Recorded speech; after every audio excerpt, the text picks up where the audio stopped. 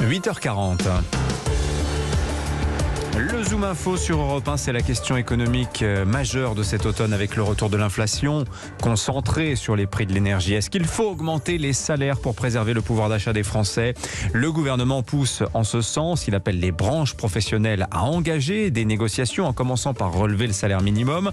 En face, le MEDEF avertit, attention, des hausses généralisées, ce ne sera pas soutenable pour l'économie. C'est ce que dit Geoffroy Roux de Bézieux. Pourtant, des secteurs y songent bien. Regardez l'UMI dans l'hôtellerie-restauration qui propose 9% de hausse du fait des pénuries de salariés dans ce secteur-là. Est-ce qu'il y aurait un risque de déstabilisation de l'économie à augmenter les salaires ? Est-ce qu'il faut rétablir l'indexation des salaires sur l'inflation abandonnée, c'est pas tout jeune, 1983. On en parle ce matin avec Jacques Généreux. Bonjour. Bonjour. Vous êtes économiste à Sciences Po, membre des économistes atterrés de l'Association française d'économie politique. Vous publiez en cette rentrée, je le montre pour ceux qui nous regardent sur europe1.fr, quand la connerie économique prend le pouvoir. Donc vous y allez, vous, sur les titres, ça mérite de trancher avec l'austérité de certains titres. C'est très sérieux, ça n'est pas juste une accroche un peu vulgaire. Et c'est anti-austérité d'ailleurs. C'est un livre de psychologie cognitive et sociale qui s'interroge sur la psychopathologie du discours économique, c'est très sérieux. Psychopathologie. Je suis un des premiers sans doute à définir clairement ce qu'est la bêtise, l'intelligence et la connerie, parce que j'ai beaucoup étudié pendant des années toute la littérature sur la question. Et en fait, les psychologues sont d'accord pour dire que l'intelligence est une capacité, mais ils sont incapables de définir la bêtise ou la bêtise bien ancrée, etc. Donc j'ai mis un peu de clarification. Et pour moi, la connerie, c'est justement la forme aggravée de la bêtise, c'est-à-dire c'est l'entêtement systématique dans une croyance absurde. C'est la bêtise bien ancrée que plus rien ne semble pouvoir éradiquer. C'est la logique Shadok. À force d'essayer continuellement, on finit toujours pour y arriver. Donc moins ça marche, plus on est sûr de réussir. Donc c'est pas une vulgarité, c'est un terme sérieux qui maintenant intéresse beaucoup des chercheurs. Vous avez maintenant des livres très très sérieux qui commencent à étudier sérieusement ce phénomène de la connerie. Que vous avez rebaptisé d'économie. Alors, je vous remercie de venir ce matin. Je vous en prie. On est avec aussi Bernard Cohen-Haddad, président de la CPME Paris-Île-de-France, la Confédération des petites et moyennes entreprises. Bonjour. Bonjour. Vous aussi, vous êtes économiste, DEA d'économie. Vous nous faisiez la liste des profs que vous aviez eus. D'ailleurs, c'était bref, très intéressant sur ces sujets de pouvoir d'achat, sur ces sujets de salaire, puisqu'évidemment le pouvoir d'achat, je le rappelle, il y a deux paramètres, les revenus et les prix. Aujourd'hui, les prix sont en hausse et se pose donc cette question qui revient dans le débat public, portée d'ailleurs en partie par le gouvernement lui-même. On pense à Bruno Le Maire, quoique Elisabeth Borne à l'instant nous disait un petit peu le contraire. Faut-il augmenter les salaires ? Bernard Cohen-Haddad, le point de vue de l'employeur. Le point de vue de l'employeur, comme vous l'avez dit et comme l'a dit d'ailleurs Geoffroy Roux de Bézieux et François Asselin, c'est qu'aujourd'hui, est-ce que toutes nos entreprises peuvent supporter une hausse généralisée des salaires. C'est-à-dire on monte toute l'échelle des salaires. On monte toute l'échelle des salaires, c'est-à-dire on monte d'une ou deux marches l'ensemble des rémunérations, où il faut penser plus globalement à revaloriser les salaires les plus faibles et puis travailler aussi sur un meilleur partage des fruits de la croissance qui est là, parce que la croissance elle est là aujourd'hui, plus vite que prévu, on sera tous d'accord, mais est-ce que monter les salaires comme on a monté le SMIC, qui était une bonne chose paradoxale, c'est aujourd'hui ne pas mettre en péril la fragilité des petites entreprises. Pourquoi ? Parce qu'un certain nombre de petites entreprises ne dirigent pas les marchés, contrairement aux grandes entreprises, et qu'elles sont souvent en fin de ligne. Alors on a un problème quand même, Bernard Cohen-Haddad, puisque effectivement le problème de pouvoir d'achat, il est concentré sur les plus modestes.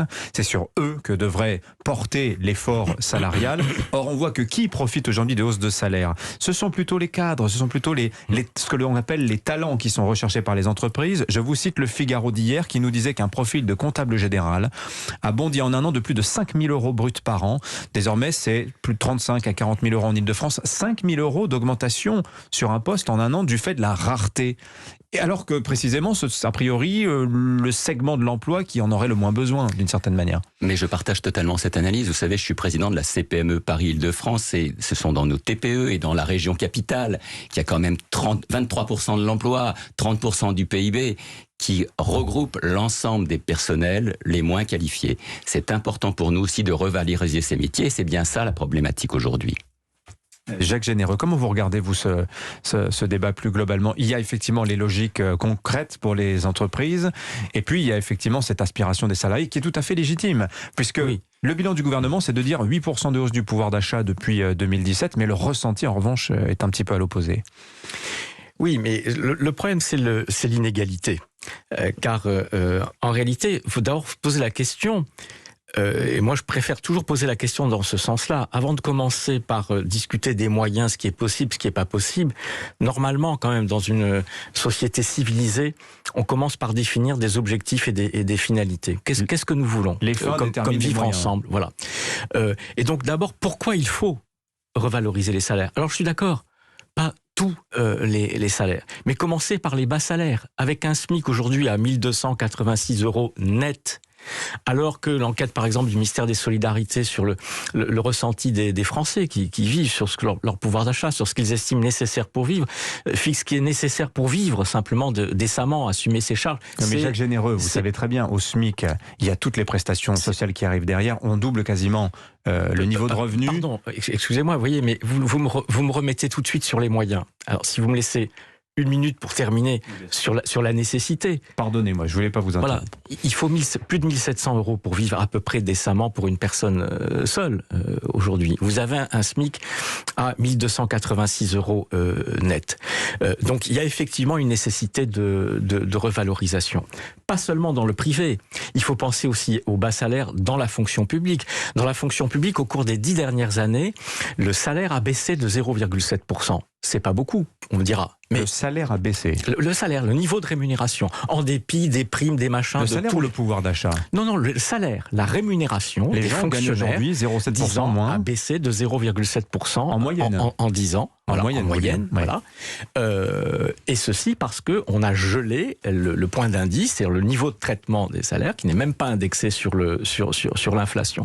Et donc vous avez un décalage, alors que dans le même temps, les salaires du privé ont augmenté de plus de 4,5%. C'est à quoi on comprend les chefs d'entreprise qui disent à l'État, commencez par faire l'effort vous-même. Donc il y a un vrai problème pour les bas salaires et pour une partie de la fonction publique. On a parlé évidemment beaucoup ces derniers temps du cas des infirmières, etc. Mais bon, comprenez bien qu'il y a un retard. Il faut dépenser 9 milliards pour rattraper, par exemple, pour les soignants, le niveau de rémunération qui serait dans la moyenne de l'OCDE.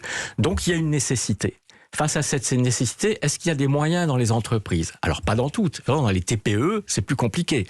Mais globalement, dans les entreprises, disons les établissements de taille intermédiaire, les grandes entreprises, oui, le taux de marge aujourd'hui des entreprises, globalement, est un record historique. Depuis que la statistique existe, à 35,5%. Vous avez raison, dividendes, la distribution de dividendes dans les entreprises du CAC 40, dans les grandes entreprises, oui, mais Jacques Généreux, à un rythme effréné. Il n'y a pas de grille salariale par taille d'entreprise aujourd'hui. On ne catégorise pas selon qu'on fait moins de 50 salariés ou plus de 500. Non, je sais bien. Ce que je veux dire, c'est qu'il y a des moyens dans les grandes entreprises. Donc là, il n'y a pas de sujet. Est-ce que les grandes entreprises peuvent revaloriser les salaires, peuvent supporter une hausse du SMIC conséquente de 10 ou 15%? La réponse est oui, absolument. Alors après, mais je ne vais pas monopoliser la parole, on peut discuter effectivement de la meilleure voie. Est-ce que c'est baisse des cotisations, prime à l'emploi? Je suppose que vous êtes plutôt favorable à ça. C'est pas mon cas, mais je vais vous laisser le défendre.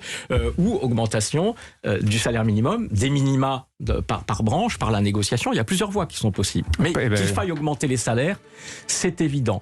Qu'il y ait des difficultés spécifiques pour les petites entreprises et moyennes entreprises, oui, d'autant qu'il y a une injustice fiscale qui fait que ces entreprises paient beaucoup plus de charges et d'impôts que les grandes entreprises. Donc là, il y a un vrai sujet. Comment redistribuer la richesse au sein même des entreprises pour qu'il y ait une forme d'harmonisation justement dans la progression des bas salaires? Vous avez posé la question, effectivement, comment on fait ces hausses de salaire dès lors que l'on accepte l'idée qu'au bas de l'échelle salariale, effectivement, il y a un effort sans doute à fournir. Nous sommes avec Bernard Cohen, Haddad de la CPME et l'économiste Jacques Généreux. On revient dans un instant.